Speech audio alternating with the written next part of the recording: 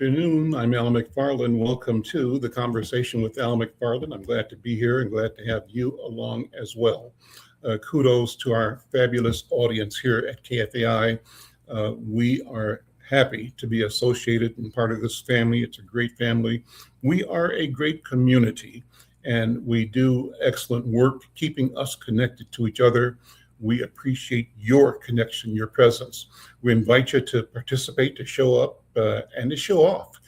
Join the program. We're not only broadcasting live and streaming live on the KFAI website channel, kfai.org, but we're also streaming across several multimedia platforms, including YouTube for Insight News and YouTube for the Black Press of America.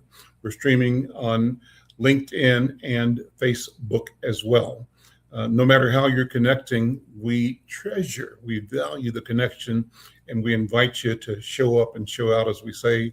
If you have a comment, a question, an objection to anything we say or things you're thinking about and feeling about in the community, here's the place. Now's the time.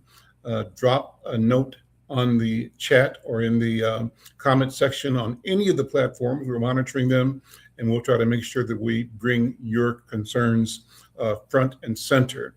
And we obviously would love to have you be a regular, support this program by subscribing to or just becoming a member on any of the platforms. But we ideally would love you to be part of our community at the YouTube Insight News channel, Insight News MN.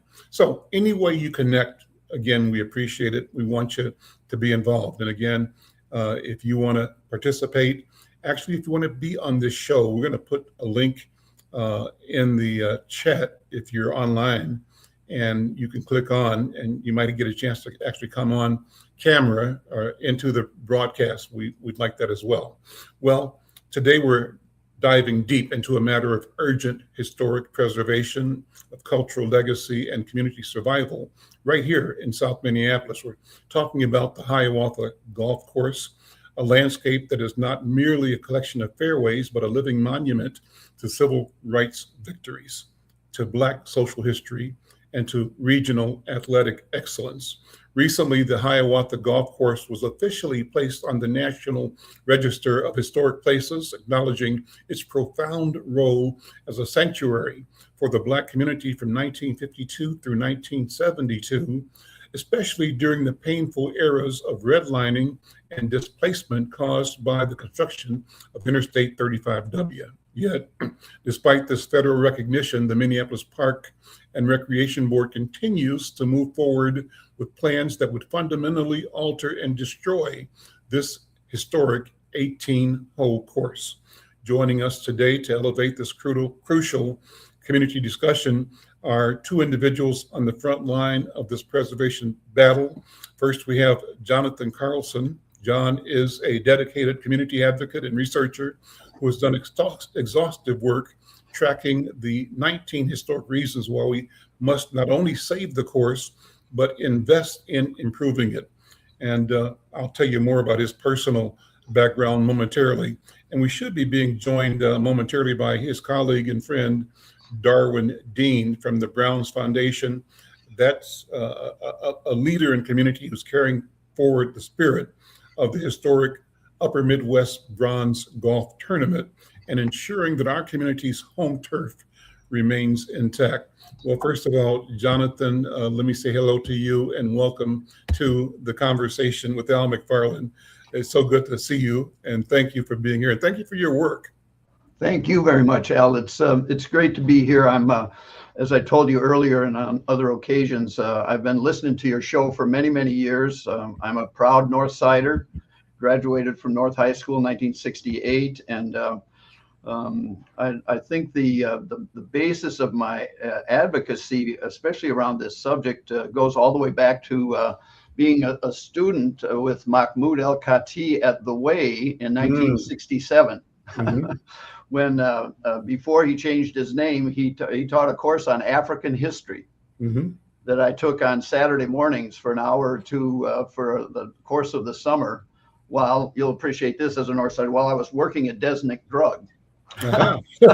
On the corner of Plymouth and Penn, right where the where North Point Health and Wellness is right now. right where Pilot is now. So yeah, Yeah. exactly. So And you called it Pilot. It was called Pilot City, but Pilot now City, it's North Point Health and Wellness. Yeah. now it is. Yeah, it's got a new name. But and then I learned when I first was, as I've been working on this, that in fact we were neighbors 30 or 40 years apart, because my family bought a home at 12th and Sheridan, and just across the park there where you're living. So yeah, I feel a kinship. Which house were they in? To a great neighborhood in a very transformative time in my life, because my father was a civil rights activist from as far as I can remember, and when I looked at when I was writing his obituary in 2012 when he passed away, I discovered that in fact, starting in 1952, when he took a call to a Swedish Lutheran church in Hutto, Texas, that that very first year he began a program called An Acre for God, where he tried to convince all the cotton farmers that surrounded the little parish there to contribute the proceeds from the sale of an acre of cotton to the church. And the Lutheran magazine, the national magazine of the Lutheran Church, and in those days the Swedish Lutheran Church, actually did an article about him in 1952. And of course, I knew a number of stories, and I saw the pictures as a child of me on the back of cotton wagons with the African Americans next door actually picking cottons with the long bags and the whole works. Wow. So I had a very close connection, and my father then, in those years, within a year or two, he'd introduced himself to the Baptist minister on the other side of the tracks, because it was segregated by railroad tracks. And he asked him to speak from the pulpit, the first time anything like that had ever happened in town. And this is 1953. So and then I always wondered, because he grew up in upstate New York, which, as you know, was a great site historically for the Underground Railroad and for progressive white people who actually understood the plight of African Americans and were horrified by slavery. And I almost felt like he was raised, even though Jamestown, where he was born and grew up, didn't have very many, if any, people of color in it. He took the importance of ministering to the least of these as his mission in life. And so that continued all the way. And when we moved to Minnesota in 1957, he served a parish in South St. Paul. And one of the first things he did there, within a few years, the congregation liked him a lot, and they grew. So they raised money to build a new building, and he hired Lonnie Atkins, who was one of the first Black architects in St. Paul, to actually design that church, which still stands over there in South St. Paul by 494, just at the edge of the south side of South St. Paul. And so the Atkins were friends of our family. My sister's still in touch with their children. We had a lot of connection. And in fact, when I went to my 50th high school reunion from South St. Paul, where I didn't graduate, I graduated from North High, like I said, because my dad moved our family in 1967 to the North Side to be more involved in the civil rights movement. And one of the first things he did when he got here was join the board at The Way. And that's how I came to know Mahmoud El-Kati and really began my own accelerated study of African American history, the history of Africa, and it's been a guide for me to me ever since. In a way. Well, for those who are listening on KFAI, we have a picture on the video, part of the program, of your mom and dad. That's so right. Describe them. Let's say for those who can't see it, put that picture in their mind's eye through your words. Describe the picture we're looking at. Well, they were a really a productive couple, you'd have to say. They raised 4 kids. My dad served the church at 22nd and Fremont in North Minneapolis, just north of Broadway there, Bethlehem Lutheran Church. And he he was excited to be on the north side, but he was serving a congregation that was a good example of white flight, because everybody there had been grown up in the neighborhood, but now they lived in Robbinsdale or Crystal, a little further out. And my dad, of course, said, well, as a church, we need to minister to the community. So the first thing he did was he opened the education section, which was large. It's a huge facility, but it had a classrooms that was only used for Sunday school on one day a week. So he opened it to a daycare center for the national program that was running at the time, and then opened the gymnasium at the end of the building for kids to play in, from the community. And these actions, in other words, showing living the example of looking out for your neighbors. He ran into a lot of trouble with the church council there, and they started meeting without telling him they were meeting, and partly driven by the janitor who lived on the property, because there was also an apartment in that church where the caretaker lived. And he had to pick up after. He had to clean the education area every day because the kids were there, and then he had to worry about and the whole thing. So finally, after 5 years in that parish, he spoke to the head of the bishop. We call him, even though it's not Catholic, the bishop of the Minnesota Synod of the Lutheran Church here, and he said, maybe we can find you a job in St. Paul as the shepherd of the streets. And so sure enough, that's he decided he'd really run the chance for moving this congregation into a greater awareness of its responsibility to its neighbors. And he spent the last 10 years of his ministry serving the people, he used to say, that can't afford to build a church or maintain it.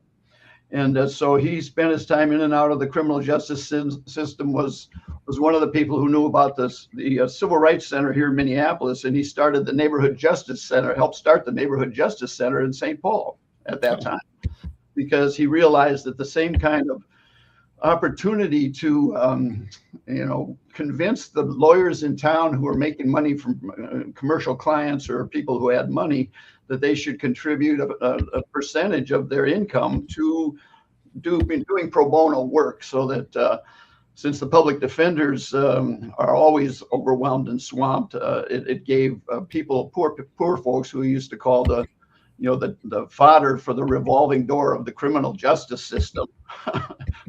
This is a white man speaking too. I want to, for those of you who don't see this picture or see me at this moment, he was an absolute advocate and ally, and my mother too, even though they grew up in non-urban settings. Really, Jamestown's a relatively small town. My mother's from the northern part of Michigan, the Upper Peninsula, Uper, and in Ironwood, and these are fairly homogeneous communities, but the principles of his faith insisted that he act this way on behalf of the least of these.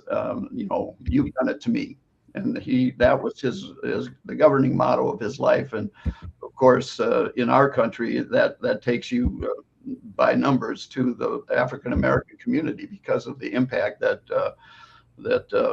racism and slavery have had on the community for centuries. So I've been very proud to stand in his stead. And when I first learned about what was happening at Hiawatha. Before you go there, let me take a second just to talk about your parents again and the story. And I mentioned this to you. I'm not sure of this connection, but we'll find out. Yeah. First of all, I'm Al McFarlane. This is The Conversation with Al McFarlane. I'm talking with Jonathan Carlson, and our underlying topic today is the Hiawatha Golf Course and the Bronze Tournament, Black people access and equity in that system. And beneath that, as always, with every program, the question is the question of justice. That's what we're here to do every day, is explore and talk about, describe, define, lift up, illuminate what justice is in the world today, and how justice appears in our lives, our communities, and how we are committed to and obliged to be seekers and doers of justice in the world today. That's where we're going with this. When I talked to you on the phone and you talked about your dad's background in the church, I mentioned to you that I had written a story, interviewed Matt Eubanks. I asked you if you knew Matthew Eubanks. And for those who don't know who that is, Matthew Eubanks was like the classic Black Panther, Black activist here in Twin Cities. And I met Matt Eubanks through Spike Moss. I was working at the Minnesota Department of Human Rights, and Matt Eubanks and Spike Moss led a group of 10 or 12 people into a protest and a takeover of the office. And they commandeered the state office building where the Human Rights Department was located for about an hour or two and made some demands. And it was an interesting experience. I was just new there, kind of an intern in my job there, and made the connection and followed up with them later on.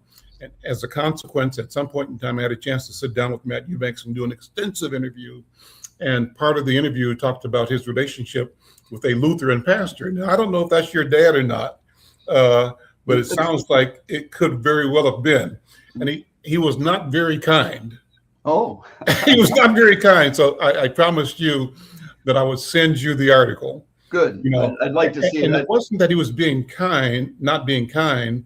He was pointing out the contradiction and the fault line between the intention and the desire to pursue and agitate for justice, but sometimes the difficulty that even our friends have in negotiating and demanding results that make sense at the time. So again, he just mentioned a Lutheran pastor. I'm putting the dots together. I'm figuring that might be your dad. And I'm going to send you the article because I'm going to republish it sometime in the next year or so with follow-up in terms of like what happened since that time, right? Good. Because they raised the questions that we're grappling with still today.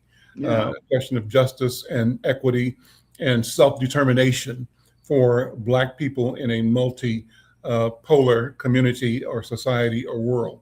So anyway, that's an aside. It's going to be very interesting. That's why I'm so glad to be in conversation with you. And I think it's critical that we have conversations like this. That all of us need to be having this conversation all of the time. So let me ask you to then segue into the conversation. And before I do that, if anybody who's listening on KFAI or in the community knew Matt Eubanks and knew the story about his arrival in Twin Cities and his emergence, part of Out of the Way or With the Way, and they had a free grocery store on Plymouth and Newton, I believe, or Oliver. That whole period of time was just interesting. And we want to both preserve and examine that record because it's a dynamic era out of which change emerged. That was a stepping stone to the riots on Plymouth Avenue, right? And beyond. And that all led to, at some level or another, the response to George Floyd and the response to Renee Good and Alex Preddy, mobilizing the community, all of our communities, to call out injustice, inequity, and the lack of accountability and fairness in the system, in the institution of government that continues to fail our community. The question is, what are we going to do about it? And that's what we're talking about now, is men and women who act.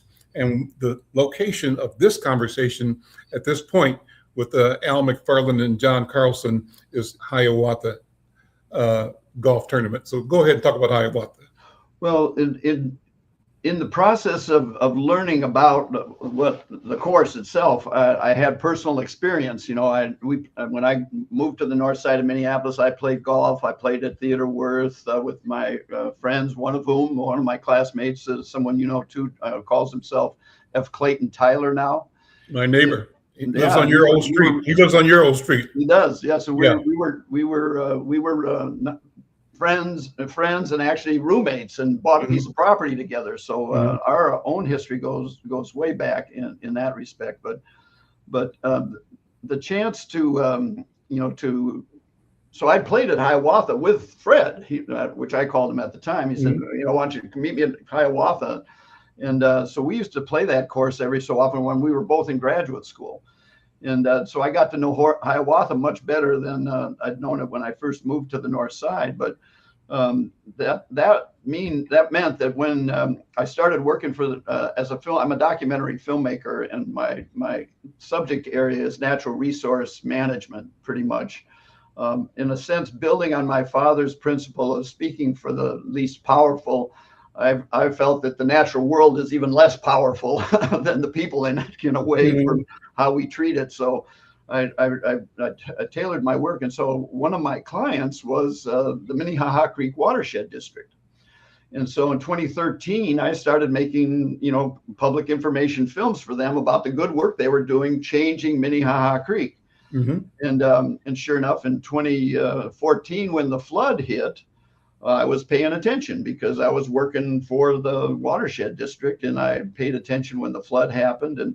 And sure enough, a couple of months after that, Southside Pride had an article about the big plan to turn it into a foraging forest or something. And I went, oh, well, that's kind of interesting, new agey, going to harvest food from an urban forest. I mean, these are good principles and ideas. But then I also started seeing lawn signs pop up in the neighborhood. And sure enough, I went to the website, Save Hiawatha 18. And there I learned about the work of Catherine Kelly, who was one of the people who lived on, and she and her family, she grew up on Longfellow Avenue across the street from the golf course. So she paid close attention when they started talking about flooding the floodplain to reduce pumping, which is the justification that the park board almost immediately claimed was the reason for this. And since I was working in water management, I heard this phrase, or thought of what they were planning to do, but they were doing too much pumping, even though I learned later the DNR didn't care how many, they just wanted to know the amount. And so they used this as a justification for how they were going to go and change the golf course. And of course, as that developed, we find out that they had to fix the water problems at Meadowbrook, which is also on Minnehaha Creek, but they never talked about turning that into a 9-hole course, did they? So the institutional racism that was starting to appear to me as I learned more about this, and I read Catherine Kelly's work, got my partner and I, Jeff Fabre, who by that point, by a completely different track of interest, decided he wanted to take up golf again because he'd played with his siblings, when his stepdad and so on, his family, when he was younger. And so he joined the men's group out at Hiawatha.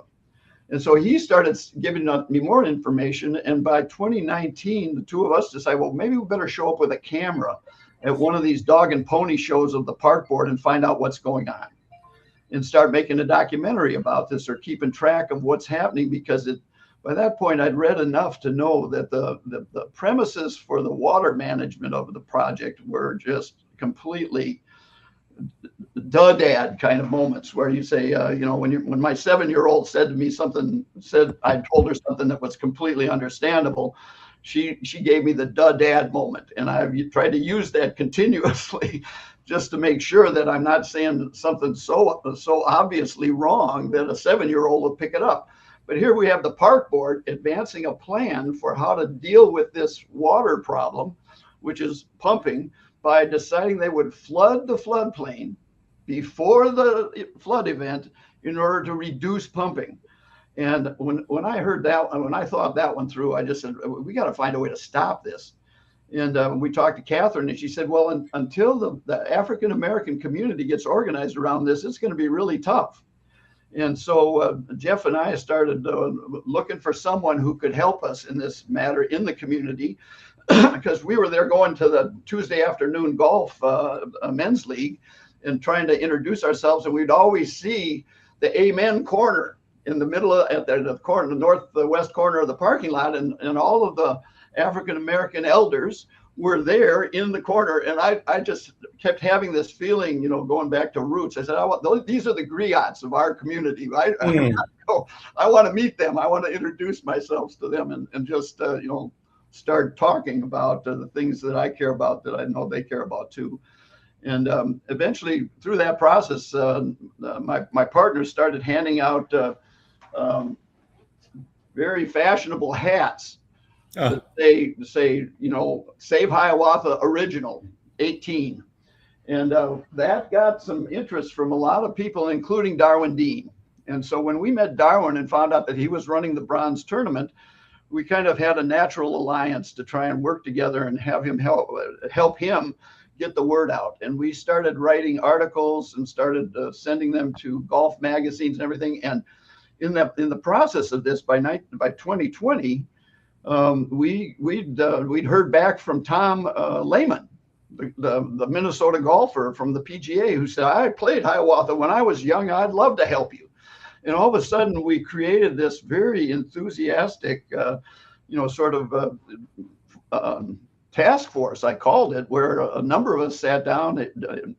Tom Lehman's brother is a sports, actually manages professional athletes. So he knew all the president of the PGA. They had incredible connections. And we all knew that in 1995, the PGA had spent a lot of money at East Lake to bring it up to date and then address the community it was in, which had changed over the years to be primarily an African-American community. And the PGA did an amazing job at East Lake in Atlanta that recognized the importance of the community that was still there, and that would use the course if they didn't have to pay the kinds of fees they were charging for it. And they made arrangements for that to happen. And it just seemed like the kind of, we thought, wow, we can do the same thing at Hiawatha. And sure enough, in the course of that stretch of time, 2020, 21, 22, one of these articles made its way to California, where another former employee of the Minneapolis Park Board, a golfer who played at the University of Minnesota and was now working as a water management engineer with a master's from the University of Minnesota, for one of the biggest water management companies in California. In fact, the same company that later, some years later, and he was actually working on it at the time, did the water management for SoFi Stadium. All right, which if you've ever seen it, has a huge reflecting pond out in front, and it's all part of their management of the water system. So he looked at the article he had and he said, geez, I'm a water engineer. Maybe I can help figure out how to keep the golf course and fix the water. And so sure enough, unbeknownst to us, while we were having these task force meetings, he put up a plan that included saving the Hiawatha golf course and brought it to us.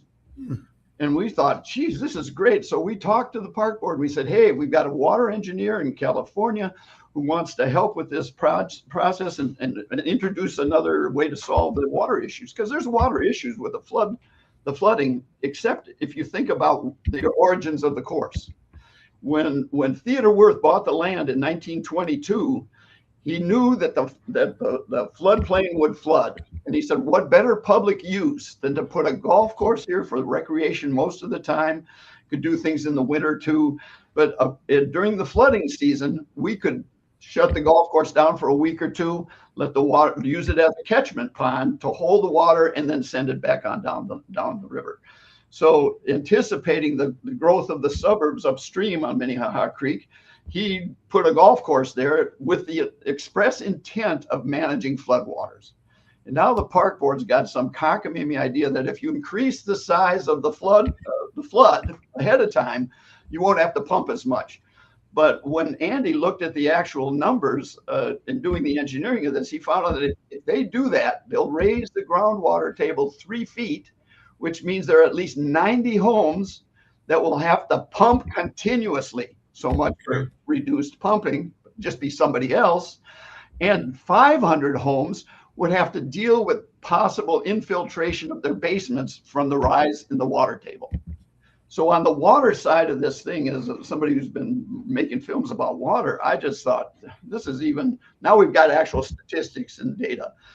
And we brought it to the park board. They said, "Oh, sure, let him show it to us." And so Tom Lehman showed up for that park board meeting. Andy Comer was there. That's the engineer's name. And he gave a presentation, a sketch pad of how you could do this without it. And the next day, the park board filed suit against him for practicing without a license. Whoa. So that made it a lot harder for us to promote his plan because, and then, of course, we looked at the plan they had already. Everybody was registered in Seattle, Washington. There was nobody in Minnesota registered. So they were lying. They were using this kind of corrupted techniques in order to continue pushing a plan that was going to create huge problems for the neighbors. And eventually... Let me stop you there for a second. And so the question I have is, to what end? And you've answered it, but I'll ask you to specify, to sit on the to what end aspect of this so people know what is motivating. And what it sounds like to me, it sounds like coming up with the same set of rationales used to displace and to destroy Black communities. Even though this is not a residential community, you mentioned that the plan would lead to the removal of 80 or so houses.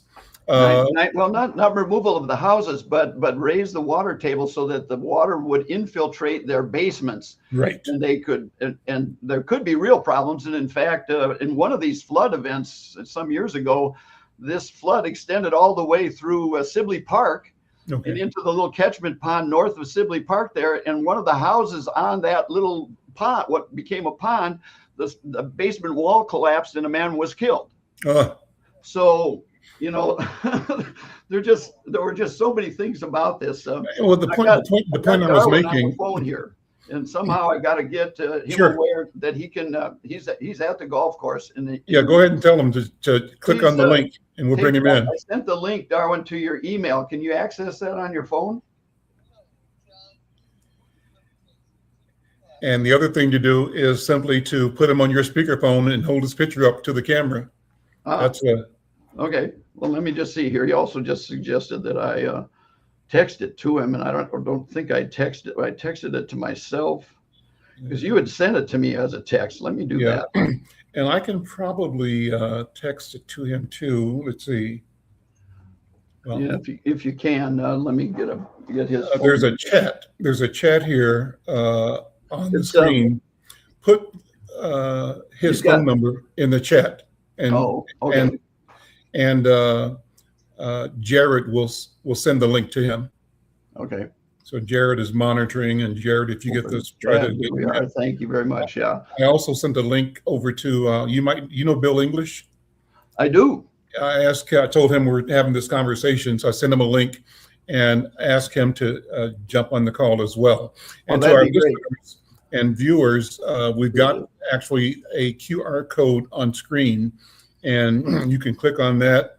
We'll bring you into the conversations. We'd love to have your voice, your thoughts, your story, your testimony in this conversation. But Jonathan, this is absolutely fascinating. It's important history, and I am just grateful to you for being a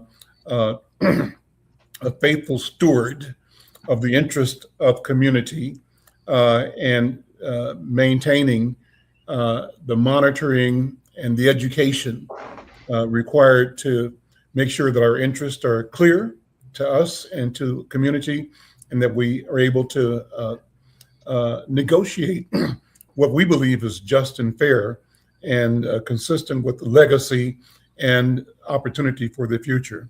So, again, I'm Al McFarlane. This is The Conversation with Al McFarlane. I'm talking with John Carlson, who is an advocate, and we're talking about golf, the Hiawatha Golf Club. I just sent it to you. Bronze golf tournament, and hopefully we'll be joined by other people who are involved in that. If you, my listeners here on KFAI, are a golfer, if you've played at Hiawatha or played at Worth or any other public park, we'd love to have you weigh in on this question of how we best appreciate and invest in this asset in community, and do it in a way that celebrates our culture, our history, and our potential. And I think that's what we're going to talk about. I've got this I've got the website for the bronze tournament that you created Yep. on cue. And after your next response here, I'm going to bring that up, and you can kind of walk us through the website. Maybe we'll get Darwin Darwin. got. I got the number sent in, so hopefully that'll get to Darwin. He needed to text it to him, and we'll watch out for him. So go ahead and then continue the train of thought that you're on. Well, the issue became sort of complicated because now that we were kind of sort of hamstrung and found out the kind of double dealing that the park board was willing to do, we started talking about other ways to deal with this. And then over the course of this time that this was happening from 20 to 21 to 22, the park board voted on the change to the golf course 3 times, and it was voted down. But it was always at a time when at least 2 or 3, or I think at one point there were 4 people of color on the park board. And so there was a core of people who understood the historical importance and the value of it, and continued to vote it down. And when it finally got passed, it only got passed because they played games with the words and changed a couple of lines in it, and then just proposed the same thing all over again, which is illegal according to park board rules. And then McFarlane and the rest of them had spent a lot of money getting, I hate to put it this way, but white women to replace the people of color on the board in a way, and not intentionally, potentially, but at least people they thought would believe their imaginary idea of how they're going to handle the water issues at the course, and they flipped it so that they actually succeeded with a 6-3 vote to actually enact this plan, and then start spending the golfers' money from Hiawatha, which is still the most. Puts the most money in the park board's pocket. The golfers there do, many of them African American, and then using it to fix other courses or not ever investing it back in Hiawatha, with the intention, we feel, in looking at it, of actually deteriorating the course to the point where they could really justify destroying it. So there was a whole series of back and forth there. And you mentioned Bill English a little earlier, and I met him at that conversation you had over on George Floyd's one of his memorials. And Bill was there, and I got a chance to introduce myself and to thank him, because at one of those park board meetings, he got up and said, as a true elder, said, whether you guys know it or not, we're not afraid to sit down in front of bulldozers. And I just felt like it was going to take that kind of energy in the community to actually stop this, because the lengths to which they were clearly willing to go to corrupt the system, to enact a plan that can't possibly even work, at least hydrologically, and poses an actual threat. And of course, what's the other thing that was in that plan of theirs? It still is. They have to drill 2. Now they say, that the cone of depression of the groundwater we do have to deal with. So we're going to put 2 new pumps there that are going to run 24/7. So now we're going to reduce pumping. Means they're going to have 2 pipes right on the corner of Longfellow and 43rd there, that are going to be running 24/7, making it a real peaceful, quiet neighborhood, especially like in the winter when they want to do cross-country skiing and they hear the pumps running. And I mean, there's just so many parts of this that, just sort of get my goat and then get me moving on the subject. But at this point, one of the things we decided we should do parallel to fighting the board in its votes was to investigate the possibilities of getting Hiawatha on the National Register of Historic Places, because, that involves the federal government in ways that can protect cultural landscapes. And it's not just buildings, it's landscapes. And I think that's an important concept for our listeners to comprehend and understand, that in fact, it's a landscape. And if you read the statement of significance that's in the nomination that was successful, the descriptions of the importance of this course to the African American community are beyond compare. At one point, 5,000 people showed up for a bronze tournament at Hiawatha Golf Course in the early 70s and the late 60s. Joe Louis won that tournament in 1957 when he got out of it, when he left boxing. The Joe Louis. Joe Louis. When he got out of boxing, he decided that he wanted to integrate, to desegregate the PGA. So he started showing up, and the PGA loved him because people followed him everywhere, and they wanted to see him play golf. And then they went, geez, what are we going to do? So at one point, while I was pushing this, he started in 1945. And the person he learned to play golf from now has his name on a Hiawatha clubhouse, because the park board decided maybe we can make believe for everybody that we're not going to destroy the course by naming it after the man who moved his family here to teach golf there, Solomon Hughes Sr. So when Solomon Hughes Sr. Had met Joe Louis during the war, when I think Joe had to serve for a year or two, didn't he? Well, at one point he got posted to Alabama, where Solomon Hughes lived, and then he found out he could teach him golf. So Solomon, and in 45, when the war ended and Joe was ready to commit to the process, he asked Solomon Hughes to actually travel with him as his coach and as his guide and as his mentor. But Solomon had young children. He'd set himself up in Minneapolis, moving from Alabama, even despite and talked himself about the discrimination that he faced up here, much like in the South. But he didn't feel like he could go on the road and leave this young family.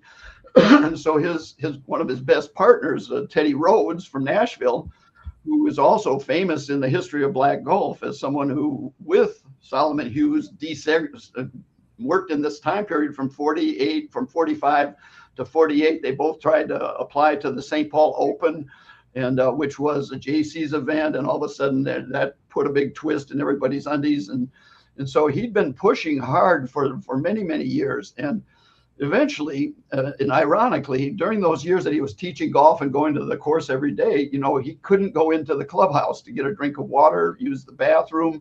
His wife buy food. His wife had to give him lunches every day.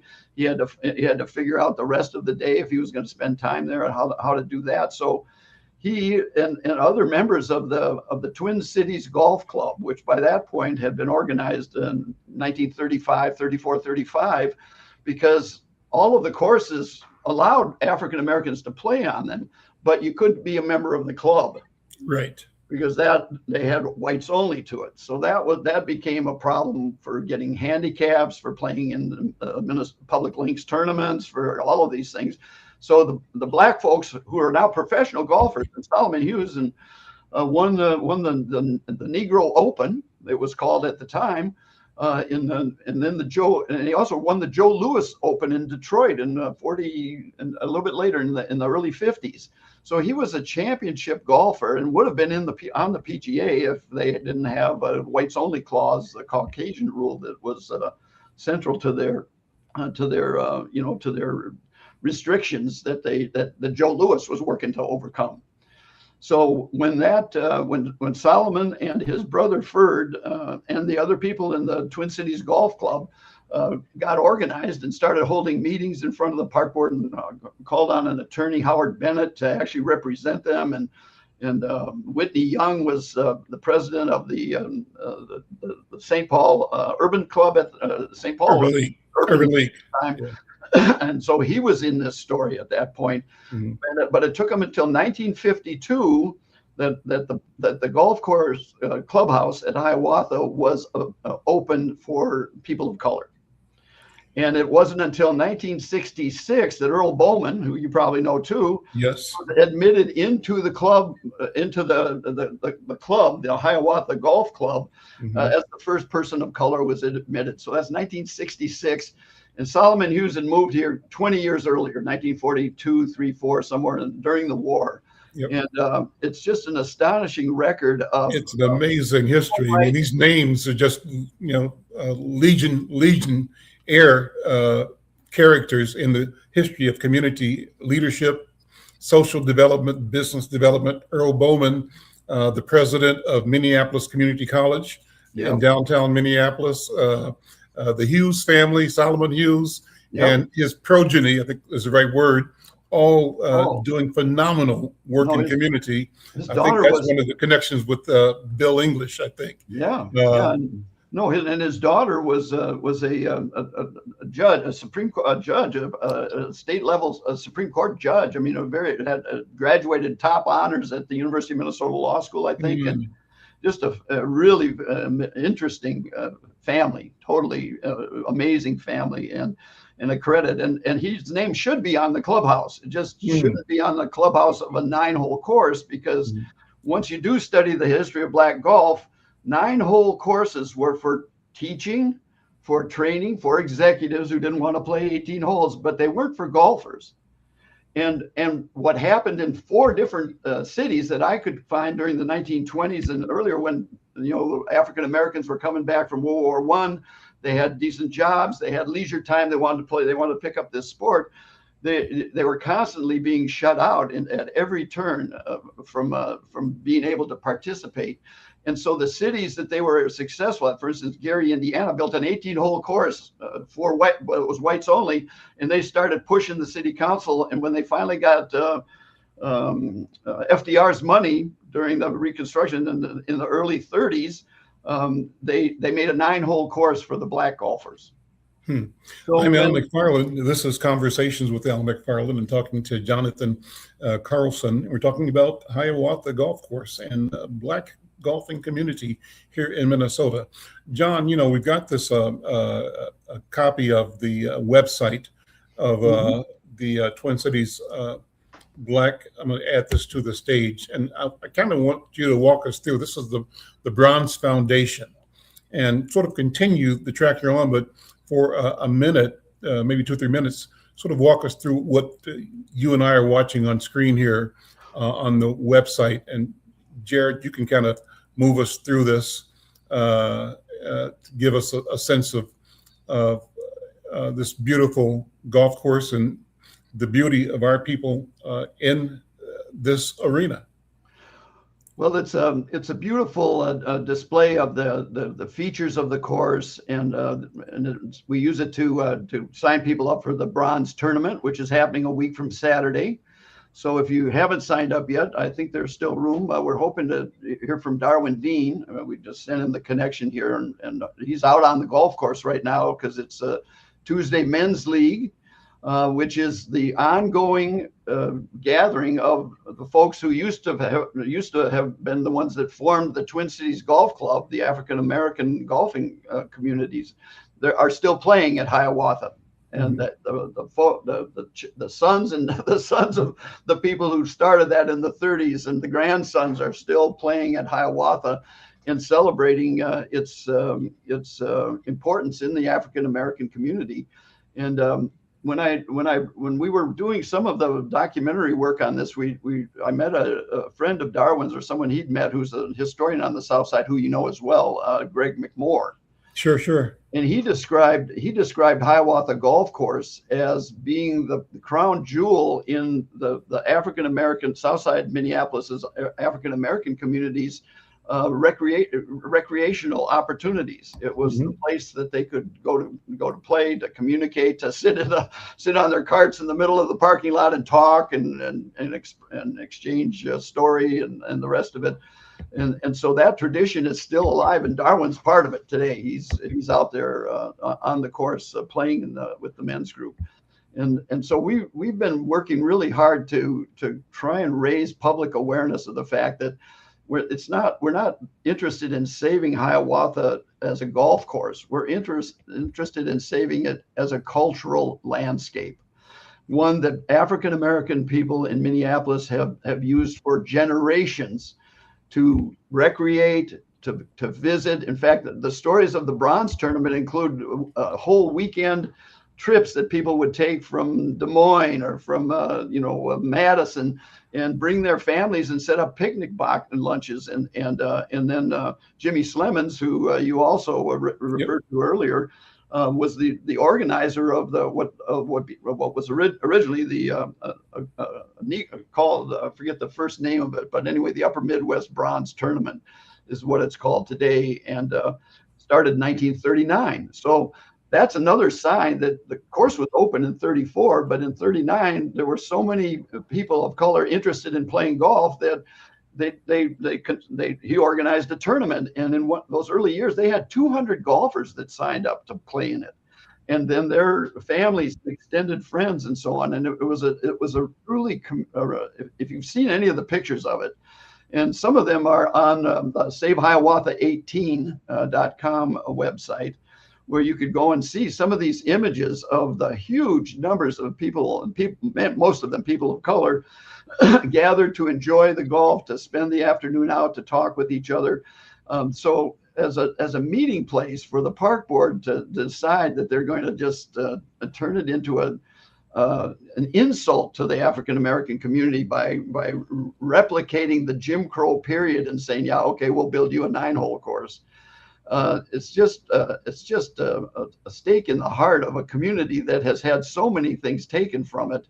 And as you read the description for the statement of importance of the golf course, it really references all of those social dimensions which are part of the location, the landscape.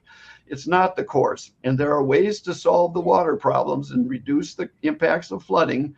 But what's wrong with letting it flood a week or two and then going back to playing golf on it if it helps the community, the metro area as a whole, actually handle flood events? So, you know, there's not much to lose by leaving it the way it is. And that makes me think of the other important part of this is that the park board, besides, you know, trying to smear us in the process of trying to bring millions of dollars to Hiawatha to do the kinds of things that happened at East Lake, they didn't see they haven't figured out the benefit to the community of leaving it the way it is, and yet they had conducted a survey that had people come to the clubhouse, 347 written responses to the questions they were asking about this 9-hole plan they were talking about, and so on. And out of the, as I remember, out of the 347, 199 of them, you know, 2/3 of the people said leave it alone, keep the 18-hole course. Another 74 said reject the master plan, 9-hole plan is a loser. Only out of the 347 people surveyed in the community, only 20 thought the 9-hole course was a good idea. And they say, oh, we got popular support because they did community advocacy, CACs, they call them, citizen advisory committees. And that was another cover for this plan they had that was going to destroy the course, destroy the cultural landscape, and then create problems for the neighbors who are going to be filing lawsuits.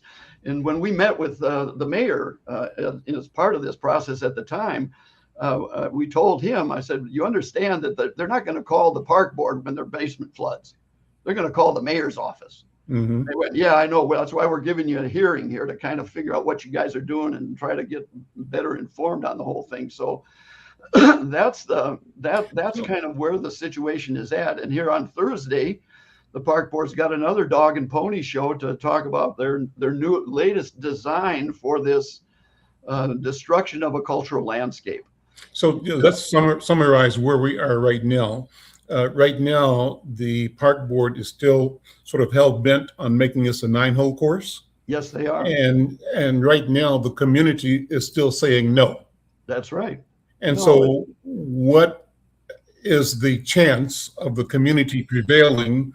What do you think the outcome is going to be? Is it that the institution is bigger, more powerful, unassailable, and therefore set to win, even despite, like you said, the 2/3 of the respondents to the survey saying, leave it alone? Where do we stand right now, and what do we do? Well, I think where we stand right now, and that gets us back to the event that's going, the unveiling that's happening at the bronze tournament a week from Saturday at 2:00. We've invited the people from Hess Royce, the historical consulting firm that wrote the application. It was actually approved upon the National Register in 2023. But it's taken Darwin 3 years to convince the park board to either help them make permission, allow him to do this, and finally he was successful a couple of months ago and got a plaque made and a boulder to put it on, and there's going to be an unveiling at that point. And our thought is that they, even though the park board says they're going to abide by all federal rules and so on, because there's a Section 106 process that requires no change to a cultural landscape that unless you can justify it. Mm-hmm. And we felt like this was a pretty successful, or could be a potentially successful roadblock for them to try and hurdle, because there's no way they can claim that a 9-hole course is the same cultural landscape, no matter what, as the one the one that was designated on the National Register. So at this point, that's the best thing. But I also feel like the important change that can happen in the community is for people to become aware of Hiawatha's importance as a civil rights location. In 1952, the desegregation of the clubhouse at Hiawatha was the first public-owned building in Minneapolis that was desegregated. Oh, so it's a landmark of a place, and sure, the clubhouse can stay there, and that was the issue that they were, and then allowing people of color to join the clubs that were assigned or that grew up at each of the city-owned courses. But the right now in the current iteration of the park board, I think we have an opportunity, because Stephanie Musich, whose baby this was for the last 10 years, lost in the last election, replaced by a young woman named Carnival Moran, who we think may actually realize the cultural significance that we're hoping that we'll be able to. We're inviting her to come out for the unveiling as well, and sending her information to raise her awareness. But she managed to run an insurgent campaign without referring to the golf course. So we don't actually know where she stands, but it's got to be better than Stephanie Musich, who told Catherine Kelly, for instance, the woman who lived on Longfellow Avenue, that there'll never be a golf course on that. I want to get rid of the whole golf course. They just had no awareness even of the insult and of the abuse that is, and how racist it actually is. That's the other part about it, is that. John, let me close. We're getting to the end of the hour here, but thank you so much for the work you're doing, the leadership that you're playing.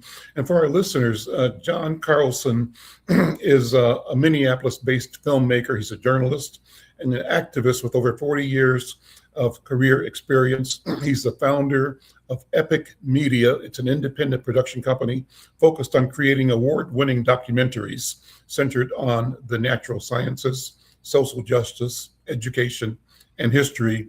And his current focus centers heavily on environmental and social justice activism, advocating for community change. His key documentaries include River Revival, Working Together to Save the Minnesota River. That was in 2011. It was a primetime documentary centered on environmental preservation. Another one, Stop the Reroute, Taking a Stand on Sacred Land, in 2009. Production highlighting indigenous land and social justice.